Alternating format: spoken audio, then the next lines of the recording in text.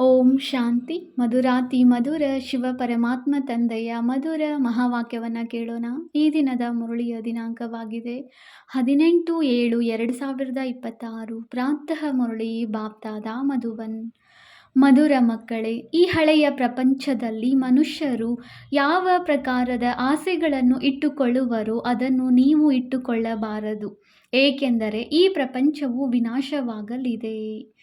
ಪ್ರಶ್ನೆಯಾಗಿದೆ, ಸಂಗಮ ಯುಗದಲ್ಲಿ ಯಾವ ಆಸೆಯನ್ನು ಇಟ್ಟುಕೊಳ್ಳುವುದರಿಂದ ಎಲ್ಲ ಆಸೆಗಳು ಸದಾಕಾಲಕ್ಕಾಗಿ ಈಡೇರುತ್ತವೆ? ಉತ್ತರ: ನಾವು ಪಾವನರಾಗಿ ತಂದೆಯನ್ನು ನೆನಪು ಮಾಡಿ ಅವರಿಂದ ಪೂರ್ಣ ಆಸ್ತಿಯನ್ನು ತೆಗೆದುಕೊಳ್ಳಬೇಕೆಂಬ ಒಂದೇ ಆಸೆ ಇರಲಿ. ಈ ಆಸೆಯಿಂದ ಸದಾಕಾಲಕ್ಕಾಗಿ ಮತ್ತೆಲ್ಲ ಆಸೆಗಳು ಪೂರ್ಣವಾಗುತ್ತವೆ. ಆಯುಷ್ವಾನ್ ಭವ, ಪುತ್ರವಾನ್ ಭವ, ಧನವಾನ್ ಭವ, ಎಲ್ಲ ವರದಾನಗಳು ಪ್ರಾಪ್ತಿಯಾಗುತ್ತವೆ. ಸತ್ಯಯುಗದಲ್ಲಿ ಎಲ್ಲ ಕಾಮನೆಗಳು ಈಡೇರುತ್ತವೆ. ಗೀತೆಯಾಗಿದೆ, ನೀವೇ ಮಾತಾಪಿತ ಆಗಿದ್ದೀರಿ. ಓಂ ಶಾಂತಿ. ಮಧುರಾತಿ ಮಧುರ ಆತ್ಮಿಕ ಮಕ್ಕಳು ಅರ್ಥಾತ್ ಆತ್ಮಗಳ ಪ್ರತಿ ಪರಮಪಿತ ಪರಮಾತ್ಮನು ಇದನ್ನು ತಿಳಿಸುತ್ತಿದ್ದಾರೆ. ಬೇಹದ್ದಿನ ತಂದೆಯು ನಮಗೆ ವರದಾನ ನೀಡುತ್ತಿದ್ದಾರೆಂದು ನೀವು ತಿಳಿದುಕೊಂಡಿದ್ದೀರಿ. ಮನುಷ್ಯರಂತೂ ಪುತ್ರವಾನ್ ಭವ, ಆಯುಷ್ವಾನ್ ಭವ, ಧನ್ವಾನ್ ಭವ ಎಂದು ಆಶೀರ್ವಾದ ಮಾಡುತ್ತಾರೆ. ಇಲ್ಲಿ ನಿಮಗೆ ತಂದೆಯು ಆಯುಷ್ವಾನ್ ಭವ ಎಂದು ವರದಾನ ಕೊಡುತ್ತಾರೆ. ನಿಮ್ಮದು ದೀರ್ಘಾಯಸ್ಸು ಆಗಿಬಿಡುವುದು. ಅಲ್ಲಿ ಪುತ್ರರು ಇರುವರು ಮತ್ತು ಅವರು ಸುಖ ಕೊಡುವಂಥವರು ಆಗಿರುವರು. ಇಲ್ಲಿ ಯಾರೆಲ್ಲ ಮಕ್ಕಳಿದ್ದಾರೆಯೋ ಎಲ್ಲರೂ ದುಃಖ ಕೊಡುವವರಾಗಿದ್ದಾರೆ. ಸತ್ಯಯುಗದಲ್ಲಿರುವವರು ಸುಖ ಕೊಡುವ ಮಕ್ಕಳಾಗಿರುತ್ತಾರೆ. ಈಗ ನೀವು ಮಕ್ಕಳು ತಿಳಿದುಕೊಂಡಿದ್ದೀರಿ, ಬೇಹದ್ದಿನ ತಂದೆಯು ಬೇಹದ್ದಿನ ಸುಖದ ಆಸ್ತಿಯನ್ನು ಕೊಡುತ್ತಿದ್ದಾರೆ. ಅವಶ್ಯವಾಗಿ ನಾವು ಆಯುಷ್ಯವಂತರು, ಧನವಂತರು ಆಗುತ್ತೇವೆ. ಈಗ ಮನಸ್ಸಿನಲ್ಲಿ ಯಾವುದೇ ಕಾಮನೆಯನ್ನು ಇಟ್ಟುಕೊಳ್ಳಬಾರದು. ನಿಮ್ಮ ಎಲ್ಲ ಕಾಮನೆಗಳು ಸತ್ಯಯುಗದಲ್ಲಿ ಪೂರ್ಣವಾಗುವವು. ಈ ನರಕದಲ್ಲಿ ಯಾವುದೇ ಕಾಮನೆಯನ್ನು ಇಟ್ಟುಕೊಳ್ಳಬಾರದು. ಹಣದ ಕಾಮನೆಯನ್ನು ಇಟ್ಟುಕೊಳ್ಳಬೇಡಿ. ಬಹಳ ಹಣವಿರಲಿ, ದೊಡ್ಡ ನೌಕರಿ ಸಿಗಲಿ ಎಂಬ ಹೆಚ್ಚಿನ ಇಚ್ಛೆಯನ್ನು ಇಟ್ಟುಕೊಳ್ಳಬೇಡಿ. ಹೊಟ್ಟೆಗೆ ಒಂದು ಪಾವು ಹಿಟ್ಟು ಸಾಕು. ಆದ್ದರಿಂದ ಹೆಚ್ಚಿನ ಲೋಭದಲ್ಲಿ ಇರಬಾರದು. ಹೆಚ್ಚು ಹಣವಿದ್ದರೂ ಸಹ ಅದು ಸಮಾಪ್ತಿಯಾಗುವುದು. ಮಕ್ಕಳಿಗೆ ತಿಳಿದಿದೆ, ತಂದೆಯು ನಮ್ಮನ್ನು ಸ್ವರ್ಗದ ಮಾಲೀಕರನ್ನಾಗಿ ಮಾಡುತ್ತಾರೆ. ಈಗ ತಂದೆಯು ಹೇಳುತ್ತಾರೆ, ದಾನ ಕೊಟ್ಟರೆ ಗ್ರಹಣ ಬಿಟ್ಟು ಹೋಗುವುದು. ಅಂದ ಮೇಲೆ ಯಾವ ದಾನವನ್ನು ಕೊಡಬೇಕು? ಈ ಪಂಚವಿಕಾರಗಳ ದಾನ. ಈ ದಾನವನ್ನು ಕೊಡುವುದರಿಂದ ಗ್ರಹಚಾರವು ಬಿಟ್ಟು ಹೋಗುವುದು ಮತ್ತು ನೀವು 16 ಕಲಾ ಸಂಪೂರ್ಣರಾಗಿ ಬಿಡುತ್ತೀರಿ. ನಿಮಗೆ ತಿಳಿದಿದೆ, ನಾವು ಇಲ್ಲಿಯೇ ಸರ್ವಗುಣ ಸಂಪನ್ನರು, 16 ಕಲಾ ಸಂಪೂರ್ಣರು ಆಗಬೇಕಾಗಿದೆ. 5 ವಿಕಾರಗಳ ದಾನ ಕೊಡಬೇಕಾಗುತ್ತದೆ. ಮಕ್ಕಳಿಗೆ ತಂದೆಯು ತಿಳಿಸುತ್ತಾರೆ, ಮಧುರ ಮಕ್ಕಳೇ, ಬೇಹದ್ದಿನ ತಂದೆಯಿಂದ ಬೇಹದ್ದಿನ ಆಸ್ತಿಯನ್ನು ತೆಗೆದುಕೊಳ್ಳುವ ಆಸೆಯನ್ನು ಬಿಟ್ಟರೆ ಮತ್ಯಾವುದೇ ಆಸೆಯನ್ನು ಇಟ್ಟುಕೊಳ್ಳಬೇಡಿ. ಇನ್ನೂ ಸ್ವಲ್ಪವೇ ಸಮಯವಿದೆ. ಬಹಳ ಕಳೆಯಿತು, ಸ್ವಲ್ಪವೇ ಉಳಿಯಿತೆಂದು ಗಾಯನವಿದೆ. ಇನ್ನೂ ಸ್ವಲ್ಪವೇ ಸಮಯದಲ್ಲಿ ವಿನಾಶವಾಗುವುದು. ಆದ್ದರಿಂದ ಈ ಹಳೆಯ ಪ್ರಪಂಚದ ಯಾವುದೇ ಆಸೆಯನ್ನು ಇಟ್ಟುಕೊಳ್ಳಬೇಡಿ. ಕೇವಲ ತಂದೆಯನ್ನು ನೆನಪು ಮಾಡುತ್ತಾ ಇರಿ. ನೆನಪಿನಿಂದಲೇ ನೀವು ಮಕ್ಕಳು ಸತೋಪ್ರಧಾನರು ಆಗಬೇಕಾಗಿದೆ. ಈ ಪ್ರಪಂಚದಲ್ಲಿ ಮನುಷ್ಯರು ಯಾವ ಆಸೆಯನ್ನು ಇಟ್ಟುಕೊಳ್ಳುವರೋ ಅದ್ಯಾವುದನ್ನು ನೀವು ಇಟ್ಟುಕೊಳ್ಳಬೇಡಿ. ಒಬ್ಬ ಶಿವ ತಂದೆಯಿಂದ ನಾವು ನಮ್ಮ ಸ್ವರ್ಗದ ಆಸ್ತಿಯನ್ನು ಪಡೆಯಬೇಕೆಂದು ಕೇವಲ ಒಂದೇ ಆಸೆಯನ್ನಿಟ್ಟುಕೊಳ್ಳಿ. ಎಂದು ಯಾರಿಗೂ ದುಃಖ ಕೊಡಬಾರದು. ಒಬ್ಬರು ಇನ್ನೊಬ್ಬರ ಮೇಲೆ ಕಾಮ ಕಟಾರಿಯನ್ನು ನಡೆಸುವುದು ಕೂಡ ಎಲ್ಲದಕ್ಕಿಂತ ದೊಡ್ಡ ದುಃಖವಾಗಿದೆ. ಆದ್ದರಿಂದ ಸನ್ಯಾಸಿಗಳು ಸ್ತ್ರೀಯರಿಂದ ದೂರವಾಗಿ ಬಿಡುತ್ತಾರೆ. ಇವರು ಬಿಟ್ಟು ಬಿಟ್ಟಿದ್ದಾರೆಂದು ಹೇಳುತ್ತಾರೆ. ಈ ಸಮಯದಲ್ಲಿ ರಾವಣ ರಾಜ್ಯದಲ್ಲಿ ಎಲ್ಲರೂ ಪತಿತರು, ಪಾಪಾತ್ಮರಾಗಿದ್ದಾರೆ. ಈಗ ಸಮಯವು ಬಹಳ ಕಡಿಮೆ ಇದೆ. ಒಂದು ವೇಳೆ ನೀವು ತಂದೆಯ ಶ್ರೀಮತದಂತೆ ನಡೆಯದಿದ್ದರೆ ಶ್ರೇಷ್ಠರಾಗುವುದಿಲ್ಲ. ಮಕ್ಕಳೇ ಶ್ರೇಷ್ಠಾತಿ ಶ್ರೇಷ್ಠರು ಆಗಬೇಕಾಗಿದೆ. ಆದ್ದರಿಂದ ಪಂಚವಿಕಾರಗಳ ದಾನ ಕೊಡಬೇಕಾಗಿದೆ. ಆಗಲೇ ಈ ಗ್ರಹಣವು ಬಿಟ್ಟು ಹೋಗುವುದು. ಎಲ್ಲರ ಮೇಲೆ ಗ್ರಹಚಾರವಿದೆ. ಸಂಪೂರ್ಣ ಕಪ್ಪಾಗಿ ಬಿಟ್ಟಿದ್ದಾರೆ. ತಂದೆಯು ತಿಳಿಸುತ್ತಾರೆ, ಒಂದು ವೇಳೆ ನನ್ನಿಂದ ಆಸ್ತಿಯನ್ನು ಪಡೆಯಬೇಕೆಂದರೆ ಪಾವನರಾಗಿ. ದ್ವಾಪರದಿಂದ ಹಿಡಿದು ಪತಿತರಾಗುತ್ತಾ ಆಗುತ್ತಾ ಸತೋಪ್ರಧಾನರಿಂದ ತಮೋಪ್ರಧಾನರಾಗಿದ್ದೀರಿ. ಆದ್ದರಿಂದಲೇ ಪತಿತ ಪಾವನ ಬಾ, ಬಂದು ನಮ್ಮನ್ನು ಪಾವನ ಮಾಡು ಎಂದು ಹಾಡುತ್ತೀರಿ. ಅಂದ ಮೇಲೆ ತಂದೆಯು ಆದೇಶ ನೀಡುತ್ತಾರೆ, ಮಕ್ಕಳೇ, ಈಗ ಪತಿತರು ಆಗಬೇಡಿ, ಕಾಮ ಮಹಾಶತ್ರುವಿನ ಮೇಲೆ ವಿಜಯ ಪಡೆಯಿರಿ. ಇದರಿಂದಲೇ ಆದಿ ಮಧ್ಯ ಅಂತ್ಯ ದುಃಖವನ್ನು ಪಡೆದಿರಿ. ತಂದೆಯು ತಿಳಿಸುತ್ತಾರೆ, ಸ್ವರ್ಗದಲ್ಲಿ ಪವಿತ್ರವಾಗಿದ್ದೀರಿ. ಈಗ ರಾವಣನ ಮತದಂತೆ ನೀವು ಪತಿತರಾಗಿದ್ದೀರಿ. ಆದ್ದರಿಂದಲೇ ದೇವತೆಗಳ ಮುಂದೆ ಹೋಗಿ ನೀವು ಸರ್ವಗುಣ ಸಂಪನ್ನ, ಸಂಪೂರ್ಣ ನಿರ್ವಿಕಾರಿ, ನಾವೆಲ್ಲರೂ ವಿಕಾರಿಗಳಾಗಿದ್ದೇವೆ ಎಂದು ಮಹಿಮೆಯನ್ನು ಮಾಡುತ್ತೀರಿ. ನಿರ್ವಿಕಾರಿಗಳು ಆಗುವುದರಿಂದ ಸುಖವೇ ಸುಖ ಸಿಗುತ್ತದೆ. ಈಗ ನೀವು ಮಕ್ಕಳನ್ನು ನಿರ್ವಿಕಾರಿಗಳನ್ನಾಗಿ ಮಾಡಲು ನಾನು ಬಂದಿದ್ದೇನೆ. ಈಗ ನೀವು ಎಲ್ಲ ಇಚ್ಛೆಗಳನ್ನು ಬಿಡಬೇಕಾಗಿದೆ. ಬಲೆ, ನಿಮ್ಮ ವ್ಯವಹಾರಗಳನ್ನು ಮಾಡಿಕೊಳ್ಳಿ. ಒಬ್ಬರಿಗೊಬ್ಬರು ಜ್ಞಾನಾಮೃತವನ್ನು ಕುಡಿಸಬೇಕು. ಅಮೃತವನ್ನು ಬಿಟ್ಟು ವಿಷವನ್ನು ಏಕೆ ಕುಡಿಯುವಿರಿ ಎಂದು ಗಾಯನವೂ ಇದೆ. ಯಾವುದೇ ಆಸೆಯನ್ನು ಇಟ್ಟುಕೊಳ್ಳಬಾರದು. ನಾವು ನೆನಪಿನ ಯಾತ್ರೆಯಿಂದಲೇ ಸಂಪೂರ್ಣ ಸತೋಪ್ರಧಾನರಾಗುತ್ತೇವೆ. 63 ಜನ್ಮಗಳು ಪಾಪ ಮಾಡಿದ್ದೇವೆ. ಇದು ನೆನಪಿನಿಂದಲೇ ಸಮಾಪ್ತಿಯೂ ಆಗಬೇಕಾಗಿದೆ. ಈಗ ನಿರ್ವಿಕಾರಿಗಳಾಗಬೇಕಾಗಿದೆ. ಬಲೆ, ಎಷ್ಟೊಂದು ಮಾಯೆಯ ಬಿರುಗಾಳಿಗಳು ಬರುತ್ತವೆ, ಆದರೆ ಪತಿತರಾಗಬಾರದು. ಮನುಷ್ಯರಿಂದ ದೇವತೆಗಳಾಗಬೇಕಾಗಿದೆ. ನೀವೇ ಸತೋಪ್ರಧಾನ ಪೂಜ್ಯ ದೇವತೆಗಳಾಗಿದ್ದೀರಿ. ನಂತರ ನೀವೇ ಪೂಜ್ಯರಿಂದ ಪೂಜಾರಿಗಳಾಗುತ್ತೀರಿ. ನಾವು ನಿರೋಗಿಗಳಾಗಿದ್ದೆವು, ನಂತರ ರೋಗಿಗಳಾದೆವು, ಈಗ ಮತ್ತೆ ನಿರೋಗಿಗಳು ಆಗುತ್ತಿದ್ದೇವೆ. ನಾವು ನಿರೋಗಿಗಳಾಗಿದ್ದಾಗ ದೀರ್ಘಾಯಸ್ಸು ಇತ್ತು. ಈಗಂತೂ ನೋಡಿ, ಮನುಷ್ಯರು ಕುಳಿತು ಕುಳಿತಲ್ಲಿಯೇ ಶರೀರ ಬಿಡುತ್ತಾರೆ. ಆದ್ದರಿಂದ ಯಾವುದೇ ಆಸೆಯನ್ನು ಇಟ್ಟುಕೊಳ್ಳಬಾರದು. ಇವೆಲ್ಲವೂ ಕೊಳಕು ಆಸೆಗಳಾಗಿವೆ. ಮುಳ್ಳುಗಳಿಂದ ಹೂವಾಗುವುದು ಒಂದೇ ಫಸ್ಟ್ ಕ್ಲಾಸ್ ಆಸೆಯಾಗಿದೆ. ನನ್ನನ್ನು ನೆನಪು ಮಾಡಿದರೆ ಪುಣ್ಯಾತ್ಮರು ಆಗಿಬಿಡುತ್ತೀರಿ ಎಂದು ತಂದೆಯು ಹೇಳುತ್ತಾರೆ. ಈ ಸಮಯದಲ್ಲಿ ಎಲ್ಲರ ಮೇಲೆ ರಾಹುವಿನ ಗ್ರಹಣ ಹಿಡಿದಿದೆ. ಇಡೀ ಭಾರತದ ಮೇಲೆ ರಾಹುವಿನ ಗ್ರಹಣವಿದೆ. ನಂತರ ಬೃಹಸ್ಪತಿಯ ದಶೆ ಬೇಕಾಗುವುದು. ಈಗ ನಮ್ಮ ಮೇಲೆ ಬೃಹಸ್ಪತಿಯ ದಶೆ ಕುಳಿತಿದೆ ಎಂದು ನೀವು ತಿಳಿದಿದ್ದೀರಿ. ಭಾರತವು ಸ್ವರ್ಗವಾಗಿತ್ತಲ್ಲವೇ? ಸತ್ಯಯುಗದಲ್ಲಿ ನಿಮ್ಮ ಮೇಲೆ ಬೃಹಸ್ಪತಿಯ ದಶೆ ಇರುತ್ತದೆ. ಈ ಸಮಯದಲ್ಲಿ ರಾಹುವಿನ ದಶೆ ಇದೆ. ಈಗ ಪುನಃ ಬೇಹದ್ದಿನ ಬೃಹಸ್ಪತಿ ದಶೆ ಸಿಗುತ್ತದೆ. ಬೃಹಸ್ಪತಿ ದಶೆಯಲ್ಲಿ 21 ಜನ್ಮಗಳಿರುತ್ತವೆ. ತ್ರೇತಾಯುಗದಲ್ಲಿ ಶುಕ್ರ ದಶೆ ಇರುತ್ತದೆ.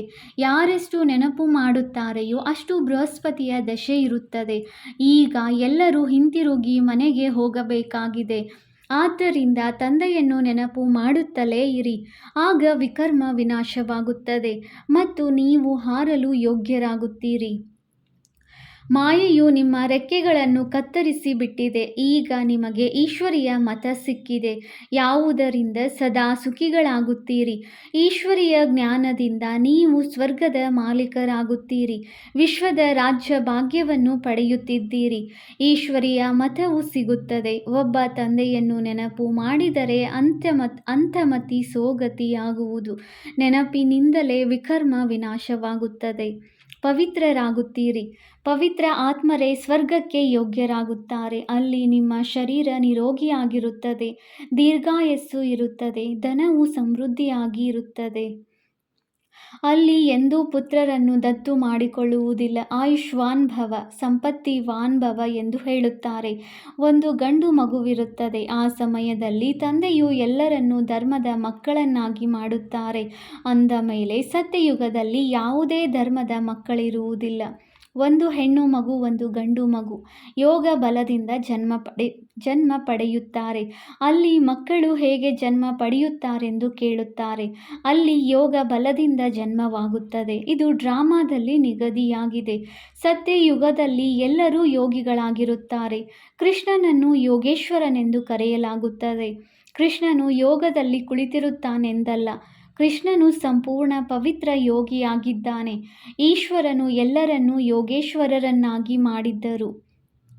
ಯೋಗಿಗಳಿಗೆ ದೀರ್ಘಾಯಸ್ಸು ಇರುತ್ತದೆ, ಭೋಗಿಗಳ ಆಯಸ್ಸು ಬಹಳ ಕಡಿಮೆ ಇರುತ್ತದೆ. ಈಶ್ವರನು ಮಕ್ಕಳನ್ನು ಪವಿತ್ರರನ್ನಾಗಿ ಮಾಡಿ ಯೋಗವನ್ನು ಕಲಿಸಿಕೊಟ್ಟು ದೇವತೆಗಳನ್ನಾಗಿ ಮಾಡಿದರು. ಇವರಿಗೆ ಯೋಗಿಗಳೆಂದು ಹೇಳಲಾಗುತ್ತದೆ. ಯೋಗಿ ಅಥವಾ ಋಷಿಗಳು ಪವಿತ್ರರಾಗಿರುತ್ತಾರೆ. ನೀವು ರಾಜ ಋಷಿಗಳಾಗಿದ್ದೀರಿ ಎಂದು ತಿಳಿಸಲಾಗಿದೆ. ರಾಜ್ಯ ಭಾಗ್ಯವನ್ನು ಪಡೆಯಲು ರಾಜಯೋಗವನ್ನು ಕಲಿಯುತ್ತಿದ್ದೀರಿ. ಈ ಸಮಯದಲ್ಲಿ ಮಕ್ಕಳಾಗಲಿ ಎಂಬ ಯಾವುದೇ ಉಲ್ಟಾ ಆಸೆಯನ್ನು ಇಟ್ಟುಕೊಳ್ಳಬಾರದು. ಮತ್ತೆ ವಿಕಾರದಲ್ಲಿ ಹೋಗಬೇಕಾಗುತ್ತದೆ. ಕಾಮ ಕಟಾರಿಯನ್ನು ನಡೆಸಬೇಕಾಗುತ್ತದೆ. ದೇಹಾಭಿಮಾನಿಗಳು ಕಾಮ ಕಟಾರಿಯನ್ನು ನಡೆಸುತ್ತಾರೆ. ದೇಹಿ ಅಭಿಮಾನಿಗಳು ಕಾಮ ಕಟಾರಿ ನಡೆಸುವುದಿಲ್ಲ. ಪವಿತ್ರರಾಗಬೇಕಾಗಿದೆ.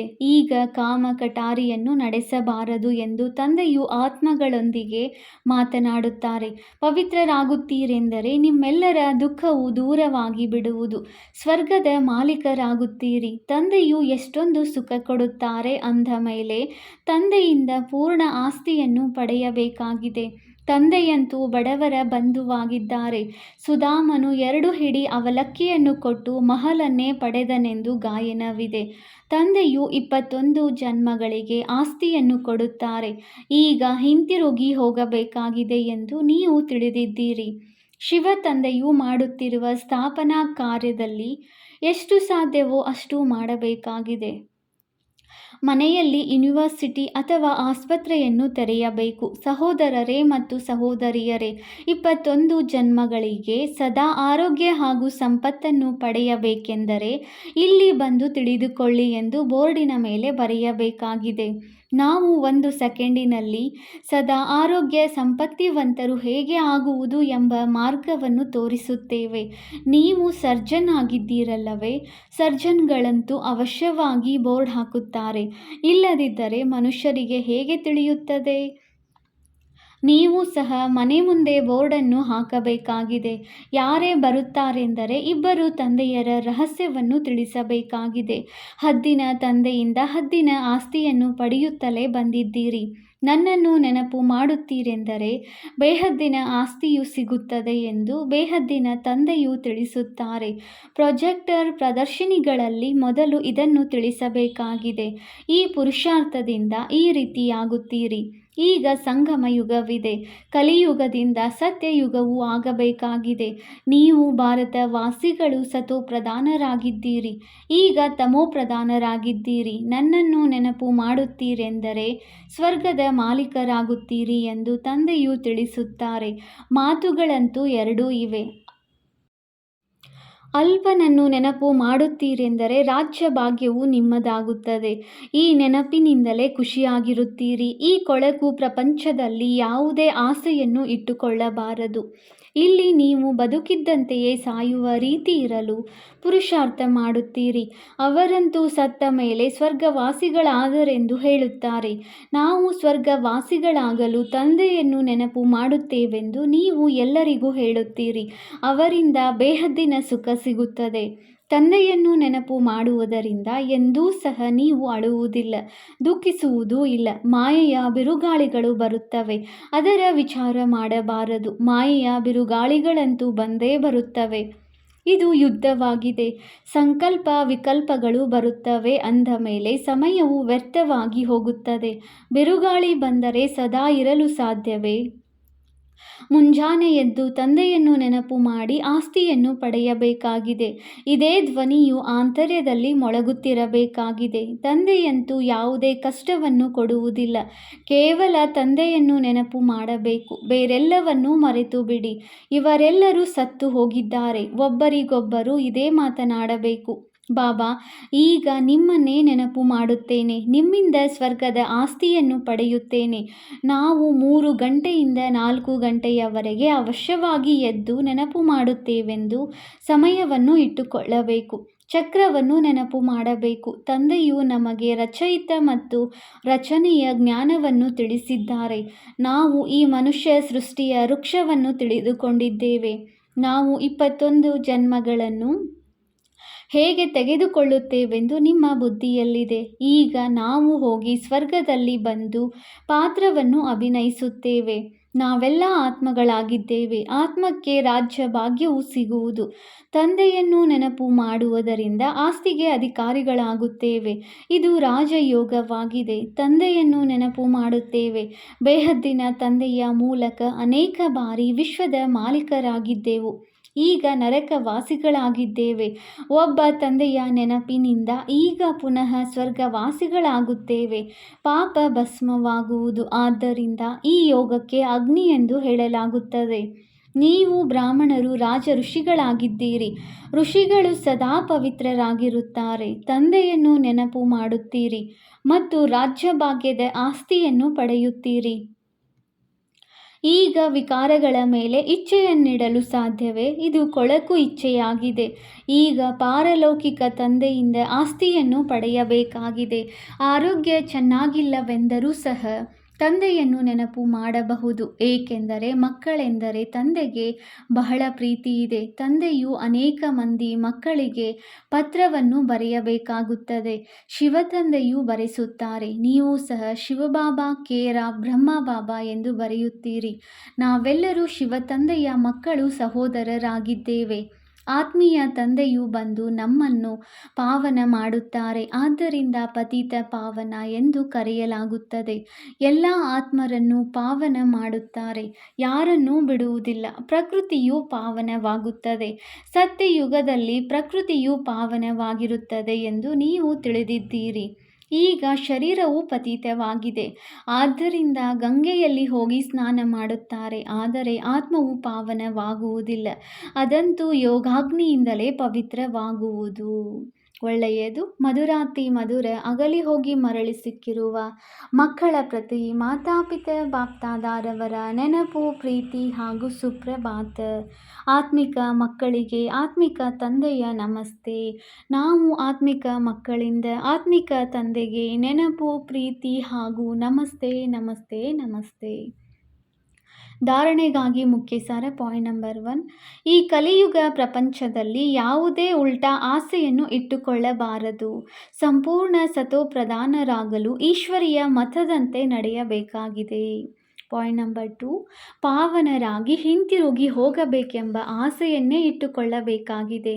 ಅಂತಮತಿ ಸೋಗತಿ ಮಾಯೆಯ ಬಿರುಗಾಳಿಗಳೊಂದಿಗೆ ಸಮಯವನ್ನು ವ್ಯರ್ಥ ಮಾಡಬಾರದು. ವರದಾನ: ಸದಾ ಶಕ್ತಿಶಾಲಿ ವೃತ್ತಿಯ ಮೂಲಕ ಬೇಹದ್ದಿನ ಸೇವೆಯಲ್ಲಿ ತತ್ಪರರಾಗಿರುವಂತಹ ಅಲ್ಪಕಾಲದ ವಿನಾಶಿ ಮಾತುಗಳಿಂದ ಮುಕ್ತ ಭವ.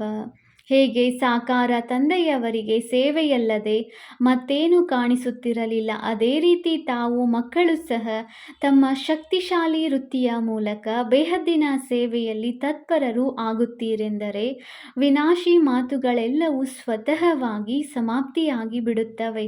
ಇದಕ್ಕಾಗಿ ಸಮಯ ಕೊಡುವುದು ಸಹ ಗೊಂಬೆಗಳ ಆಟವಾಗಿದೆ. ಇದರಲ್ಲಿ ಸಮಯ ಹಾಗೂ ಶಕ್ತಿಯು ವ್ಯರ್ಥವಾಗುತ್ತದೆ. ಆದ್ದರಿಂದ ಚಿಕ್ಕ ಪುಟ್ಟ ಮಾತುಗಳಲ್ಲಿ ಸಮಯ ಅಥವಾ ಜಮಾ ಮಾಡಿಕೊಂಡಿರುವ ಶಕ್ತಿಗಳನ್ನು ವ್ಯರ್ಥವಾಗಿ ಕಳೆಯಬಾರದು. ಸ್ಲೋಗನ್: ಸೇವೆಯಲ್ಲಿ ಸಫಲತೆಯನ್ನು ಪ್ರಾಪ್ತಿ ಮಾಡಿಕೊಳ್ಳಬೇಕೆಂದರೆ ಮಾತು ಹಾಗೂ ಚಲನೆ, ವಲನೆ, ನಡವಳಿಕೆಯು ಪ್ರಭಾವಶಾಲಿಯಾಗಬೇಕು. ಅವ್ಯಕ್ತ ಸೂಚನೆ: ಜ್ವಾಲಾ ಸ್ವರೂಪ ಸ್ಥಿತಿಯಲ್ಲಿರುತ್ತಾ ಶಕ್ತಿಶಾಲಿ ನೆನಪಿನ ಅನುಭವ ಮಾಡಿ. ಸಮಯ ಪ್ರಮಾಣ: ಈಗ ಸರ್ವ ಬ್ರಾಹ್ಮಣ ಆತ್ಮರನ್ನು ಸಮೀಪ ತರುತ್ತ ಜ್ವಾಲಾ ಸ್ವರೂಪದ ವಾಯುಮಂಡಲ ಮಾಡುವಂತಹ ಸೇವೆಯನ್ನು ಮಾಡಿರಿ. ಅದಕ್ಕೆ ಬಟ್ಟಿಗಳನ್ನು ಇಡಿ ಅಥವಾ ಪರಸ್ಪರದಲ್ಲಿ ಸಂಘಟಿತರಾಗಿ ವಾರ್ತಾಲಾಪ ಮಾಡಿ. ಆದರೆ ಜ್ವಾಲಾ ಸ್ವರೂಪದ ಅನುಭವ ಮಾಡಿ ಮತ್ತು ಮಾಡಿಸಿ. ಈ ಸೇವೆಯಲ್ಲಿ ತೊಡಗಿ. ಆಗ ಚಿಕ್ಕ ಚಿಕ್ಕ ಮಾತುಗಳು ಪರಿವರ್ತನೆಯಾಗಿ ಬಿಡುವುದು. ಓಂ ಶಾಂತಿ.